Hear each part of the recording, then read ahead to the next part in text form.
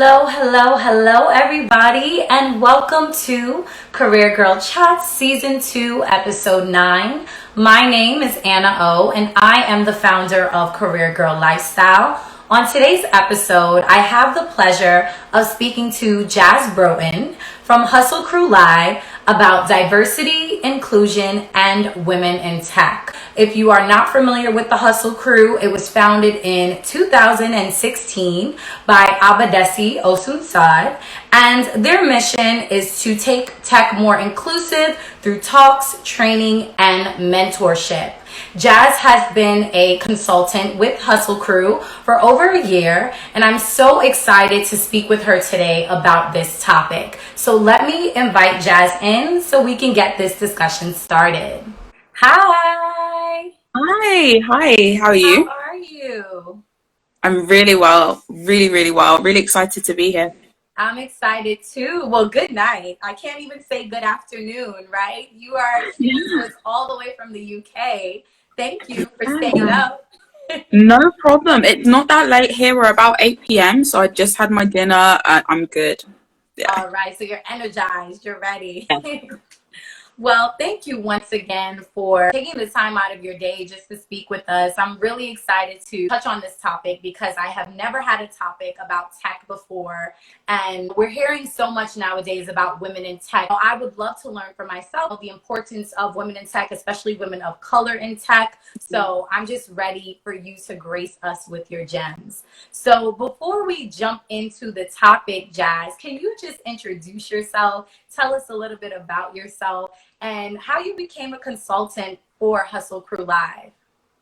Yeah, so my name is Jaz Broughton. I am a customer success manager for a product analytics company by day. And then I run a coaching company, a coaching and personal development company. I'm certified as a life coach and I work with ambitious women to create phenomenal careers. And as part of that, my path crossed with the founder Abadesi Otunzade. And I've been a consultant with Hustle Crew for, I think it's probably coming up to 2 years now, or just over 2 years. Which is just amazing, both as somebody who works in tech, but is also really passionate about seeing tech become somewhere that is more inclusive. The way that I even met Abadesi was when I first joined tech, and she was like the beacon of hope for me, because I was just like, she's a woman of color, she doesn't know how to code, and she's in tech. Let me see what's going on over here. And I literally just dropped her a message and said, look, I'm super green to everything, but I wish that I had found tech earlier. I wish there was more of us here. And anything that I can do to support the movement, please let me know. And we had a coffee, we had a chat, and we always sort of stayed in touch. And naturally, where I qualified as a coach, I began to do workshops and things. And we again continued our relationship. And she'd call me in and say, right, we've got some workshops. You know, I'd love to bring you in as a facilitator on these topics. Would you be interested? And I was just like, yeah. So even the first workshop that I did for Hustle Crew was on a program that was designed to get young people who are not in education or training into tech roles. And I delivered a half-day workshop on customer success, getting them into the mind of my day-to-day role. And that was just my best life. And as they say, the rest has kind of been history. Right. And what intrigued you about the tech space, especially because you don't see a lot of women, you don't see a lot of women of color? What made you say, I want to be a part of this tech world?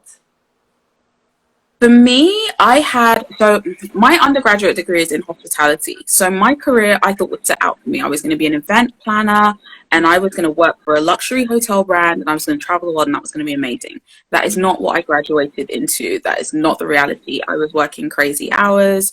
My health was suffering. And so that started off my sort of squiggly career path through property. And then I was halfway through qualifying as a surveyor, so getting my certification in real estate essentially, where it just wasn't working. I was in these corporate environments where I was being boxed in, I was facing all of the fun types of bias. I was kind of starting to feel the pressure of like being one of like 3 Black people in the whole building of an international company. Right. And I realized that I needed space. I am creative by nature. Both of my parents are entrepreneurs. If I see something that's being done inefficiently, I want to make it better, faster, leaner, more effective, more profitable, all of that stuff. And anytime I brought that up in any of my formal careers, it was like, oh, that's a nice idea, but we're happy with how things are. So I left halfway through training to be a surveyor in real estate. And I remember having this conversation with my mum, and I said, do you know what? I want to go and work somewhere where I can just be me and where my ideas aren't seen as a bad thing. Right. And then I stumbled upon a website which was it was called Escape the City. And it just spoke to me. They were like, this is the place for jobs where you get to create and innovate and be part of a team and change the world with technology and stuff like that.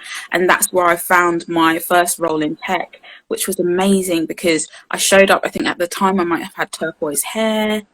I had just started a blog, and I was just like, you're either going to love me for 100% me, or it's going to be a full body no. And I sent in the gutsiest covering letter. And later on, I laughed because I found out that when people send in applications, it shows up on an internal channel, so everyone can read your covering letter, which was fun because I was just like, look, I'm keen to have, meet up for a cup of tea because I don't really like coffee. I'd be glad to come in and check out what you're doing. I love your mission. I have everything you need. Like, I was gutsy. I was like, I have everything you need. The only thing that I'm keen to learn is the world of startups and tech. And they said yes, and then that was very much the beginning. And for me, it was, they had unlimited annual leave. I had just come from real estate, so I was wearing the suits and the shirts and the tailored fits, and I was like, maybe jeans and Converses, like let's try that out. And because they expected my creativity, like that was part of the job title, like you're expected to innovate, you're expected to be a go-getter and a self-starter. All of this language that they use in tech was so new to me because you don't see that on roles in a lot of corporate companies. We're starting to see a little bit more of it now, to be fair, but ultimately you don't see that. So that was me. I was like, if I can do the role and I feel like I'll fit in the culture, which is such a tense conversation when it comes to tech, but I lucked out and found somewhere where I felt like I genuinely fit in, and that was the beginning. Right. So I want to read this statistic because I want to make sure that I'm getting it correct. So women make up approximately only 25% of the tech industry, and more than 2/3 of females do not consider a career in tech. Why do you believe that is so? I think a lot of it is around the profile of tech careers. Tech news has only just become real news, if that makes sense.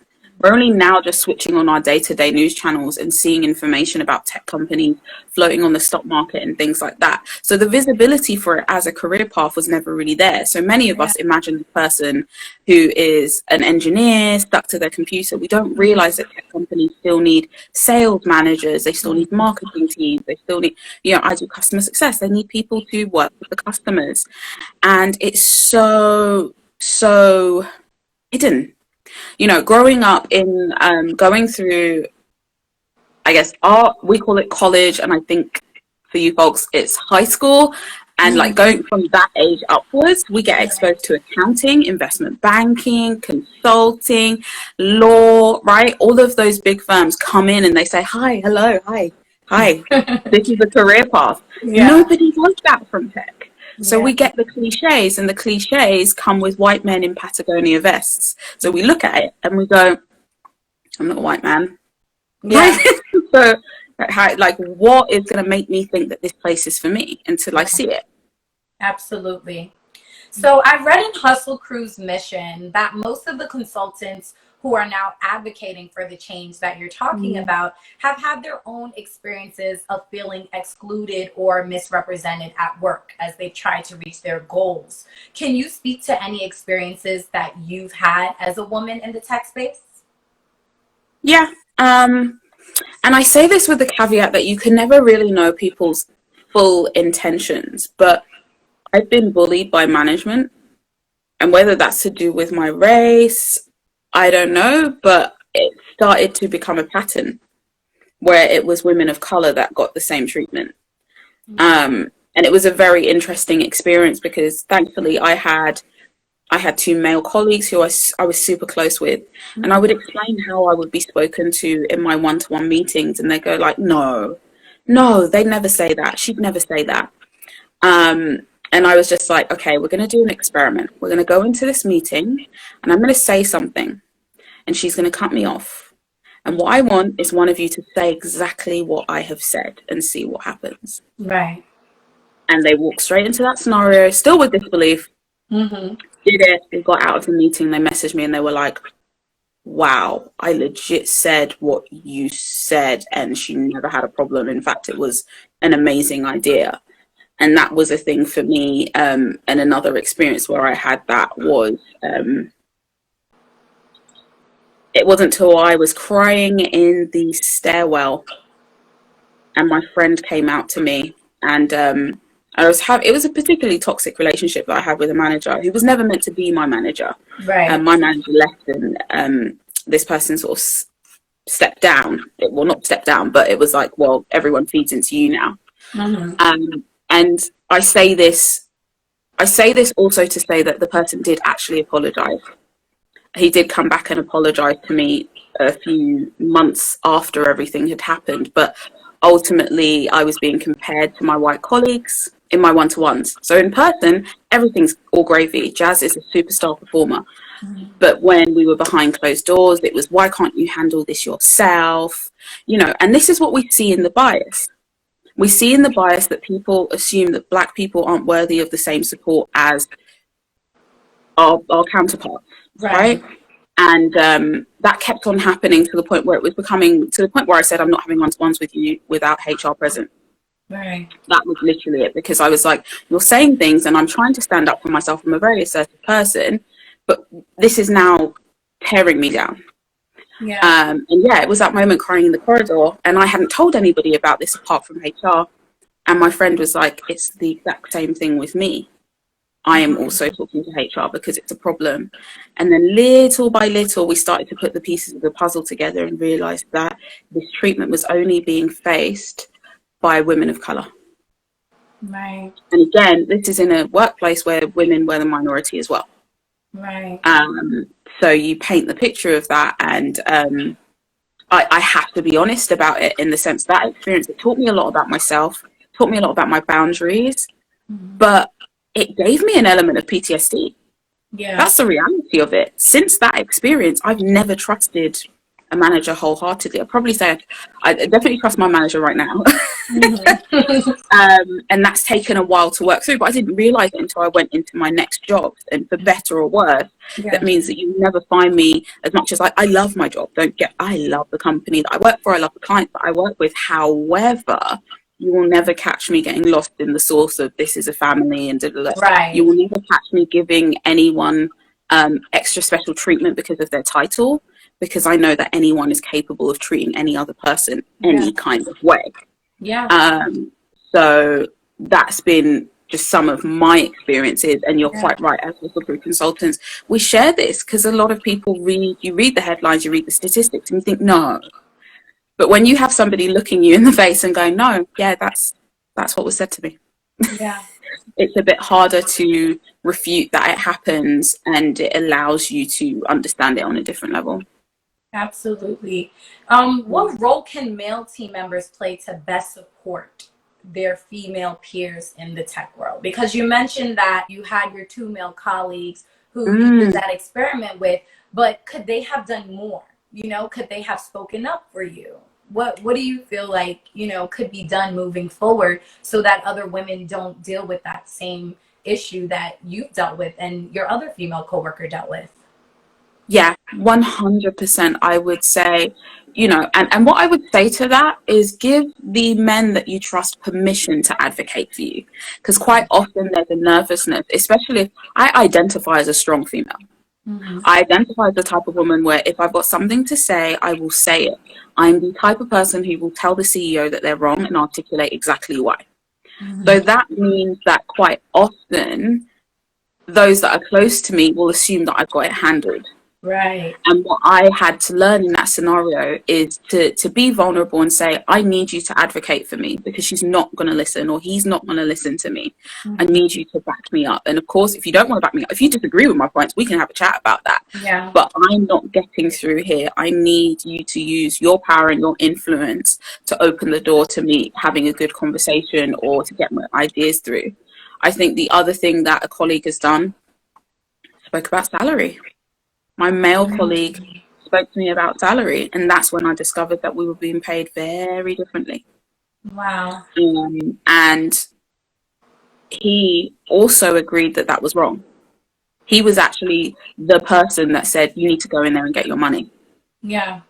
Even if you tell them that I told you what I earn, go in there and get your money. And that for me was an experience of real, true allyship, because he had nothing to gain from sharing this information with me, from supporting me, from being an ally. It was just the principle. And also a state of disbelief. Because again, what we tend to do in general is we do things in good faith. Right. So he was on the assumption that we were on par in terms of salary, and, you know, Jazz is going to get a massive bonus just like I am. And I was like, I don't get a bonus. And he was like, well, yeah, I got told there's no bonus. And I got told that I have to wait for commission. He was like, not the case for me. So having those conversations, I think it's important to have those conversations about money as women. Yes. But also with your male peers, because, and again, it's not necessarily going into the stereotype, or again, it's a stereotype, but it's also what's seen in the research of men asking for more. Right. It's just being informed, and sometimes they have access to the insight that we don't. You know, when you start off in a company and you're new, and there's like 4 other women. Do you know what I mean? Like, what do you do when it comes to negotiation? How do you understand the rules of the game, the rules of engagement, and things like that? Yeah. What does advocating for yourself look like? Like, in your experience, how have you stood up for yourself? What were those conversations like? And how was that received by, you know, management or your superiors? Yeah, I probably use the example of when I had the toxic relationship with management. For me, it was about me making clear my boundaries and always providing an option. So I'm going to say no to certain things, but I'm going to, so like I said, I'm not comfortable having a meeting with him without HR present. If that means that I have less one-to-ones, or I have them at different times, or they're last minute and flexible, I'm fine with that. I think it's about having that consideration of the impact of what you're asking, and not so much consideration that you don't ask, but having an awareness and showing that you have an awareness, showing them that I want to make this work, but I am really struggling here. And the thing for me, when I was having that conversation, and I made it very clear, I said, I don't want to leave because of this situation, because I am good at my job. Right. It's just in this one scenario where I'm made to feel like I am not. And that, I don't want that to be a reason for me not to want to come into work each day and things like that, because it wasn't like that. And I was just very clear in that. I was very authentic and just open in the sense that these are the choices that I'm looking at. So let's compromise on something so that you don't lose a staff member, because I think often we also forget how stressful it is for you to be replaced in an organization. So actually coming to the table with a little bit of a, this is not working for me, here's what would work better, what would you think?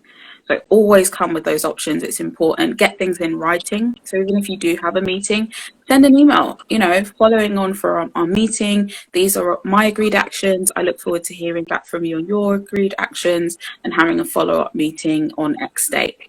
Always try and get, if you're doing changes like this, try and get a follow-up meeting. It's the same if you're advocating for yourself in terms of salary. Okay, I understand from our meeting today that you aren't offering pay rises in this current economic climate, but that may change. I'm more than happy, you know, put some time in our calendar for 6 months or from 3 months time to check in on any changes. Be super clear, be super duper clear. Yeah. Because it's better for everyone all round.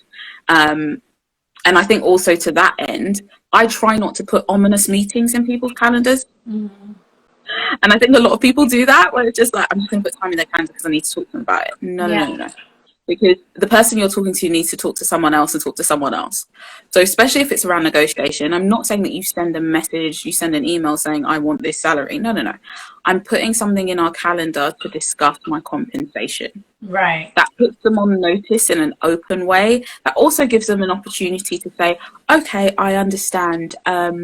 I'm actually having a meeting with HR about that at the end of the week. Can we move your meeting till Monday so I'll have more information? You just never know what will happen in that sense, but always just be clear about it so that the person doesn't feel like you're ambushing them. Because to be honest with you, and I think we forget this when it comes to advocating for compensation or benefits and things like that, when we get promoted, it makes our managers look great. Yeah. Because they get an opportunity to say, this person is so good, they're bringing up in so much value to the company, they are growing exponentially, look at me, I'm an amazing manager, look, I coached them to this success. And also, if we give them a promotion, I'll make sure that we get even more out of this person. It's an exchange, it's a business after all. Absolutely. But remembering that, give your manager, who can be your advocate. Sometimes they are the decision maker and the person on the other side of the fence, but more often they are your advocate. You need to give them the evidence, give them the receipt so that they can go into that boardroom and get what you've asked for, or at least something close to it. Yeah. Let's talk a little bit about mental challenges, because you mentioned that although you felt very confident in the role that you were in, you were made to feel like you weren't doing the job that you were supposed to be doing. So in your experience, right, being a woman in tech, did you suffer from imposter syndrome? Do you know other women who were, who second guessed their ability to perform in their roles? Like, did you face any of those mental challenges? Oh yeah, 100%. Like, I've lived with anxiety and depression for most of my adult life. And for me, that experience with the toxic manager just made it worse. My anxiety went into overdrive. I was opening up the office and closing the office because my approach initially, and this is something that people with high functioning anxiety can relate to, I can do a lot before I crash and burn. So my approach was, I'm going to make sure that you have nothing to say to me. I'm going to make sure that I'm above reproach. I'm going to make sure that I'm knocking it out of the park. Right. And to a certain extent, that's another thing that tells you that it's toxic behavior, where that is what the approach is. Jazz, we want more, more, more, more. But in front of everyone else, Jazz is absolutely killing it. Make sure to rest. It's not what you said to me behind closed doors. And I had a panic attack on my way into the office in the midst of all of this happening. And in one sense, it made things worse, because the person in question called me while I was on leave. I communicated to HR. I said, look, I am in here. I need to go home because I just had a panic attack, but I'm going to take my laptop with me, right? This is how lost in it I was. Wow. Where I was like, no, I can't let them down. And for me, that probably was laid with that imposter syndrome. But for me, it was the anxiety. The anxiety was making decisions for me in that moment. And it took me a while to come back and regain that confidence and that balance, and understanding that I can work smart and still execute at the highest level. It's fine for me to have high standards for myself, but not to the point where I'm sacrificing myself. Exactly. And I'm not putting any boundaries in place. And that was my first experience in tech. You get given a laptop. You get told you can work remote, you can work flexibly. So then you do. And especially if, I'd waited to work in an environment like this for so many years. So I was like excited to just pop my laptop open on a weekend because I had an idea that I wanted to get out, right? It doesn't always start off these things. We're adults. Right. Like, we're adults. Nobody's telling me to open up my laptop on the weekend, for sure. But you get yourself in this environment, and I think that's now being exposed a lot more, where tech companies position themselves as families. So you feel this sort of unwarranted, unearned loyalty to a corporation, right, to making someone else rich. And that as well, that experience ended in redundancy. Yeah. So again, that was a key moment where I was just like, never again. I have boundaries. I'm not going to sacrifice my health for anybody's job. I don't even sacrifice my health for my business. Right. Like, I don't. So it's not worth it. So yeah.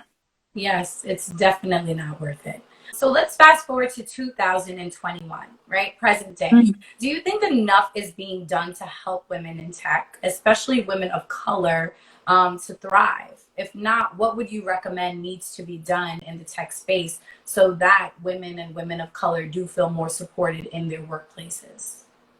Yeah. I think a lot is being done. I think there's still a lot more room around access. It's always going to come down to access. Because as much as all the organizations can go and recruit from the Ivy League universities and things like that, when I have conversations in my community of women of color, I think of all of the women who are single mothers who would be perfect for working in tech. But the roots aren't there, the access isn't there, the roles with the flexibility aren't there, or the barriers are too high. We need a degree and 16 years of experience for you to, come in at entry level position. And I think that makes it so much harder for those that are from underrepresented backgrounds, for women of color especially, because we have that double layer where it's like, okay, there's not many women, but there's also not many. Like, we are like, what's that? She was black. She was in the building. Does she work here? Those moments still happen where it's like, I want to smile and hope you're getting on the lift and getting off at my floor because I don't see it. So I think a lot more needs to be done to show it as a viable career pathway, to show it as a way of building wealth as well. Like, I cannot even understand how much money is living. I know people who have worked at startups that have grown, IPO'd, and they have put a deposit on a house from their shares, and the shares that they just got by joining, not shares that they bought. Right. So when you think about the amount of wealth that is generated within the tech industry and that is shared with the employees, and that's not done in the same way that it is in traditional corporations. Yeah. It's not. It's, to a certain extent, it's limitless. We can read stories of people who were made millionaires overnight simply by joining a startup that did really, really well when they raised investment or went public. And when I think about the single mother in a city, inner cities in the US or even in the UK, I think that is a game changer. Yeah. That is an absolute game changer, and being able to upskill and reskill. And I don't think enough is being done to go into those communities and say, let me teach you those IT skills. Let's teach you product management. Let's teach you, let's upskill you in sales. You've been doing admin for years. Come on in. Let's teach you some marketing stuff. Nobody is kind of reaching into those pockets and understanding and moving past the barriers, cutting through the barriers and being bold enough to do that. And that's what I'm genuinely looking forward to seeing. And that is something that I always try and weave into the work that I do as a career coach, always supporting communities that support Black women and women of color in their career aspirations. And of course, because I'm biased, I'm like, hey, you want to join tech? Yes. Connect with me. I will make the introductions. We will make this happen. Yes. And I think it also should start with schools as well. Because here in the US, like, I remember growing up and we did have classes, like coding classes. And then after a few years, you didn't see them anymore. You know, so like you said, it's having that access and that exposure. But I really do believe that it starts in schools, because when there are those career fairs or you have those career days where you have people come in and they're speaking to you about their professions, you do kind of see how they kind of segregate like the genders. Like, oh, the girls, you can, okay, girls can be doctors, girls can be, you can do that. Admin, secretaries, and then it's like the boys are the ones who are the software engineers and the ones who are more analytical, and it's just like, maybe I'm being biased because I also work in education as well. So I really do think that if they started to create more programs in schools, or even if they started introducing more workshops in schools, so that women had that exposure, we would start to see definitely an increase of the amount of women in the tech space. I know we've been getting very candid and talking about all of the things that have not went so well, but I do want to speak about the things that are good and the things that are positive. So can you just share some highlights with us from your experience working in tech, and why do you believe that more women should be interested in a career in the tech space? Yeah. So I'll start with your last question first, which is, why do I think more women should be in the tech space? I think it's because our perspective is missing. There are products that are being developed for us that don't include us. And when I say us, I mean women, period, and also women of color, period. Right. And technology shapes so much of our world that we need to be part of the conversation. We also need to be empowered around technology. There's so many times where, like I said, tech news becomes real news. And I open up a WhatsApp group with some of my good girlfriends and they're just like, oh my gosh, I'm deleting this app and that app and this app because they're tracking me and they're doing stuff with my data. And I'm like, hi, I work in analytics. This is nothing new. They've been doing this for ages. If you truly want to not be tracked, I suggest you just drop off of the internet completely. So we can have a conversation about that. Okay. But again, like I'm saying that as an illustration for the fact that we fear what we don't know, and we don't know anybody to call. And that shouldn't be the case. We should, exactly like you were saying in terms of education, getting people used to using a computer, full stop, getting people used to building Microsoft databases, right? Getting to grips with it and all those things I grew up with in school. I was very privileged because my parents worked for themselves. I had access to a computer during my primary education upwards because that was needed for the business. So I developed those skills from an early age that made me confident. Even entering the world of work, I already knew how to structure an email or write a letter. And these are key skills that kind of get missed, and they're valuable in feeling confident entering the world of work. But I would say join tech as a woman of color because we need your voice, we need your perspective, we need your candidness, we need your hoop earrings, we need the real people, authentic people. And, we're talking about women of color, but I'm saying we need to walk into these tech companies and they're just as diverse as the cities that we walk through to get to the building. That's the reality of it.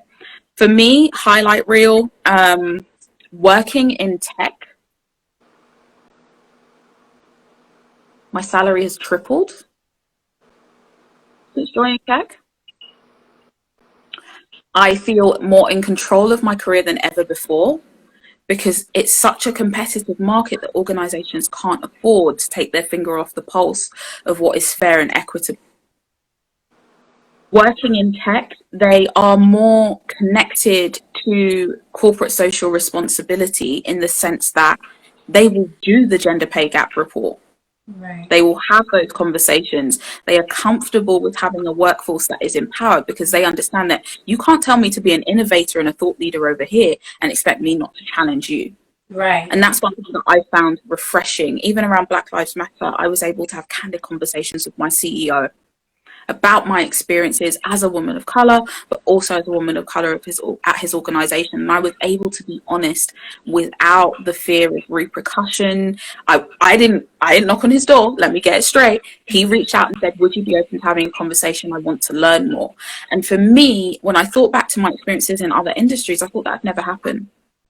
Yeah. That wouldn't happen because they are so detached from the community. Whereas I think within tech companies, we hold them to account in a different way. And I think a lot of that is because we use the tech. Nobody wants to go viral for being a horrible employer. Right. Nobody wants that, but that's what happens. That's what, opens things up. And I don't even need to name companies and I won't, but the reality is there's a level of transparency where they realize we're being held to a higher standard here. And that means that we have a higher standard as employees. And they appeal to that. Never in my life have I seen paternity leave treated so positively as when I was working in tech. Never.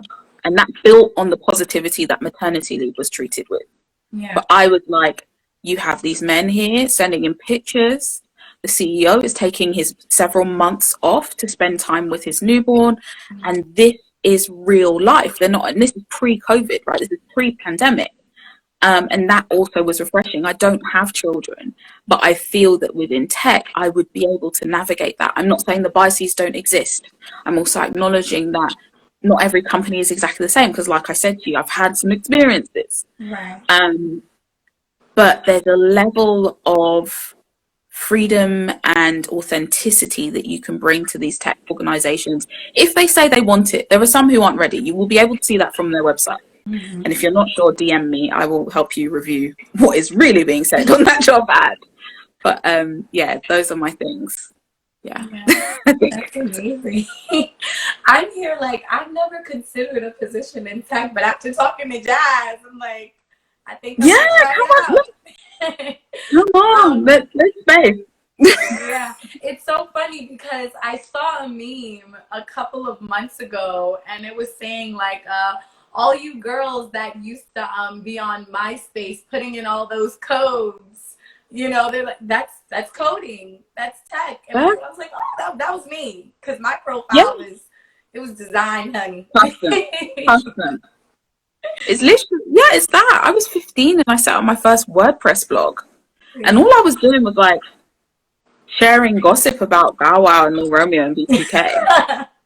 Like that was legit it. But I took it for granted. I didn't see that as like me building those tech skills. I just saw it as, oh, I could like be known as the person that has the tea. Like I was Madame Noir before that. Like, hey, like that was me. Yeah, gosh, yeah. We don't realize. What advice do you have for women that are like seriously interested in tech? I would say widen your perspective. Any stereotype that you hold about tech, challenge it, because then that will help you understand just how many roles are open and available. So I would say that in the first instance. And once you find some roles that you like, find somebody, slide in somebody's DMs and say, hey, you're doing a role that I'm interested in. Could we have a chat? I want to find out more about the day to day, so that you can start to embody that role and try it on for size. Because it's just like any other career, especially if you're graduating, there's graduate programs. It's a lot of stress to interview and to look for jobs. So you want to make sure that you're like, this is the thing for me. And what I would also say is there's so much flexibility in tech. So follow what you are interested, follow what lights you up right now, because you can grow into other things. I know people who started off in roles in support at, the support team, answering questions on chat. And now they're product managers. Right. They had the interest, they followed it, they upskilled, they made their case, right? They advocated for themselves and says, I have some competencies that will make me amazing for this opportunity over here. Will you support me in transitioning and growing through the company? Because companies love that. Again, it's cheaper, it's easier to promote from within, and it doesn't always need to be going up. And that's one thing that I would say about startups and tech, is that a lot of the times you can make moves to the side. You can establish yourself as a specialist. I know people who have no interest in managing anyone. There are a lot of industries that the only progress that is actually possible is for you to go up. And that ties a lot of people up, because they're just like, I don't think I have leadership skills, and I kind of like to be in my corner and do my thing. I don't like to get into the politics and stuff. And if I'm a manager, I have to do that. So define what kind of career you would like to have, what you want it to feel like. If you want to manage people, keep that in mind. When you're looking at the organization, see how many layers there are. See how long everybody's been in the role or been at the company. So then you can start to make some assumptions around what progress could look like. And then, of course, don't just do the research. Ask them in an interview, what does progress look like in this company, in this role, in this industry? Ask those questions. I think that's the main thing. Just approach it curiously from the jump. Right. That's amazing advice. So talk to us about your podcast, The Phenomenal Career. What kind of content could we expect, and how does it help professionals to achieve their career goals? Yeah. So the Phenomenal Career podcast, it's actually the second ever podcast that I launched. And they have a similar theme, because what I realize is that we move through life, we achieve our goals, and we go on to the next. And we take for granted that what you were going through yesterday is what somebody is going through right now, and they can learn from. So the Phenomenal Career is really about interviewing people around their career journeys, the highs, lows, the lessons learned. I literally ask people, what is your career teaching you right now? Because I think we overlook the knowledge that we're gaining about ourselves through these movements and shifts within our careers, about what you don't like and what you do like, about what you're capable of, about what skills and competencies you'll need to get to the next level. All of that we go into. And then there's also solo episodes with me sharing essentially like mini workshops. Yeah. Talking about techniques, strategies that you can apply to really just take your career to the next level. And between all of that, it helps people create a phenomenal career. And I chose that word on purpose because phenomenal means sort of awe-inspiring. Yeah. And everyone deserves a career that makes people look at it and go, how did she eat what? We met up for dinner and she was doing something. She'd been promoted. She's been relocated. She's traveled. What's going on? Like, right. I think all of us know somebody like that. And if we don't know them, we look at celebrities, right? We look at people like Rihanna. She hasn't dropped music in ages. How much is she worth? That's a phenomenal career. I'm gonna learn some lessons from her power moves there. Yeah, so it's understanding that we all deserve that, and that's attainable for all of us by our own definition. So also, as much as it is having that awe-inspiring career, it's about at the end of the day not being like I copy and pasted someone else's definition of success. No, this is true to me. I've reached the top of the mountain and I'm full of joy, not dread, not stress, no imposter syndrome, joy and fulfillment, and I'm ready for the next peak. Absolutely. And where can we listen to your podcast? And how often do you drop new episodes? Yeah, so we're doing 2 episodes a week at the moment. So we drop them on Wednesdays and Saturdays.